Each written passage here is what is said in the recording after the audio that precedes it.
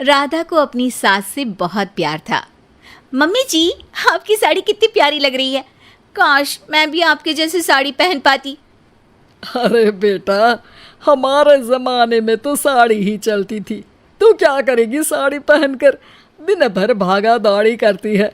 Sari comfortable नहीं feel कराएगी। तू तो ऐसे ही जचती है बेटा। राधा सास को लेकर घूमने जाती, सैर करती और उनसे खूब बातें किया करती थी। एक दिन, अरे राधा और माँ सुनो, अब हम लोगों को बम्बई चलना पड़ेगा। मेरी नई नौकरी वहीं लगी है। अरे वाह माँ, कितना मज़ा आएगा ना। अरे नहीं नहीं, मैं नहीं जाऊंगी। बड़ा शहर, बड़े लोग, मेरा दिल नहीं लगेगा। अरे माँ, मैं हूं ना आपके साथ। और सारा परिवार बड़े शहर में शिफ्ट हो जाता है। एक दिन, राधा, तू भी अब नौकरी में जाने लगी है। मैं तो बोर हो जाती हूँ।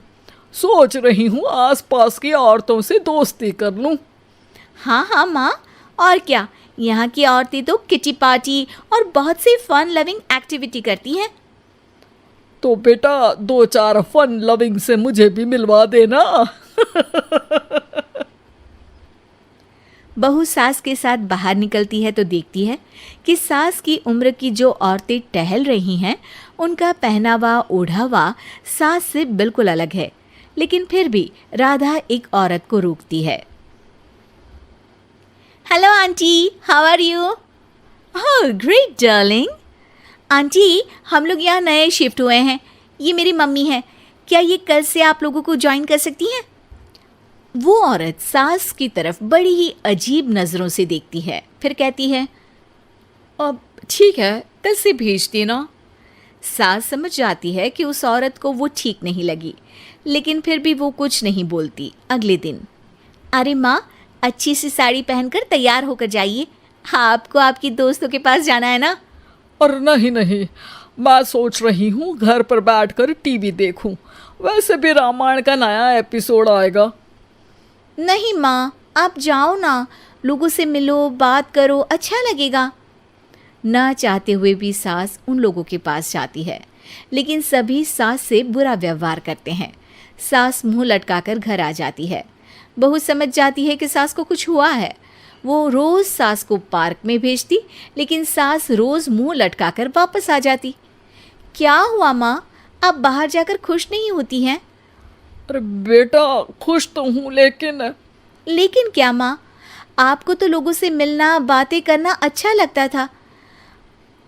मैं देख रही हूँ कि आजकल आप बाहर से आती हैं तो परेशान सी दिखती हैं। सास कुछ नहीं कहती, अपने कमरे में चली जाती है। अगले दिन राधा चुपके से सास के पीछे पार्क में जाती है। हेलो, कैसे हैं आप लोग? एक औरत मुंह बनाकर साइड हो जाती है। सभी एक दूसरे से बात करती हैं, लेकिन राधा की सास साइड में चुपचाप अकेली बैठी रहती हैं।